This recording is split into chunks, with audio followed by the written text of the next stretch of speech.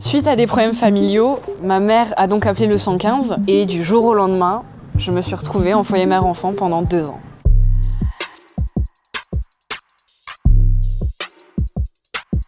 Les premiers jours, je me suis sentie un peu comme en prison.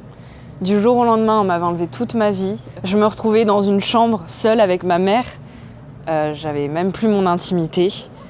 Et j'avais même pas d'armoire où juste poser mes vêtements. Tout était dans des sacs. J'avais juste l'impression d'être une bête enfermée, clôturée dans une pièce de 2 mètres carrés. L'appartement, vraiment, c'est plus un taudis qu'un appartement quand on le voit. La salle de bain, c'est une salle de bain d'hôpital. Il n'y a quasiment pas d'eau chaude là-bas, donc douche froide quasiment la plupart du temps. Et dans nos chambres, on avait vraiment de tout petits lits simples où un enfant peut dormir, mais un ado et un adulte, c'est impossible, on dort très mal. Et les murs sont très fins, donc on entend tout ce qui se passe chez les voisins. Et c'est juste atroce la nuit. Cette situation a duré 2 ans à peu près, et ça a eu beaucoup d'impacts négatifs sur moi. Comme le fait que j'étais plus du tout moi-même, je devenais un peu agressive, voire rebelle. Je me sentais obligée de sortir la nuit pour m'évader, entre guillemets. Je faisais un peu la misère à tout le monde parce que on m'avait tout enlevé, ma liberté, je pouvais plus sortir le soir après 19h avec mes amis. À chaque fois même que je sortais, j'étais obligée de dire où, quand, et aussi quand j'allais rentrer, tout ça. Donc vraiment, vous n'avez plus aucune intimité là-bas. Même si c'est pour des rendez-vous médicaux, simplement, vous êtes obligé d'avoir une preuve que vous allez là-bas. C'est juste terrible pour un adolescent de ne plus avoir cette part de liberté que vous avez quand vous êtes vraiment chez vous. C'est plus du tout le cas. À côté de cette vie de tous les jours, on avait, en tout cas pour ma mère, un suivi avec l'assistante sociale qui lui était dédiée donc depuis le début. Malheureusement, le suivi est très mal fait. Il ne pense pas vraiment à ce que ressent l'adolescent.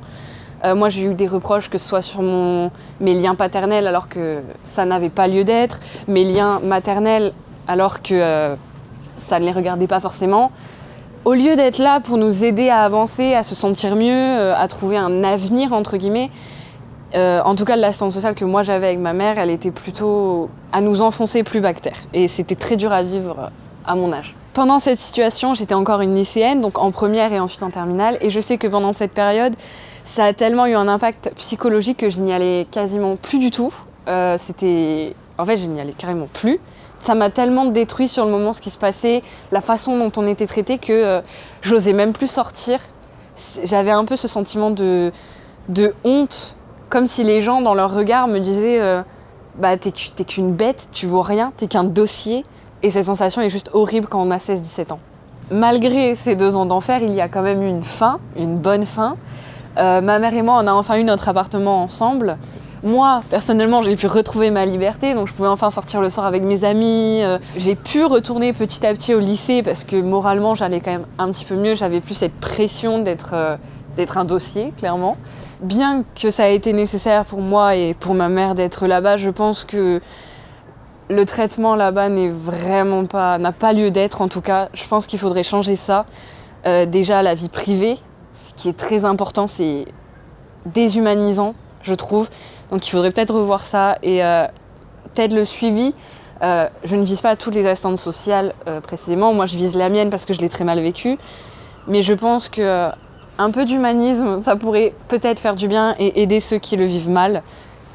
Moi, personnellement, ça m'aurait beaucoup aidé et j'aurais peut-être pas vécu tout ça comme quelque chose de mal.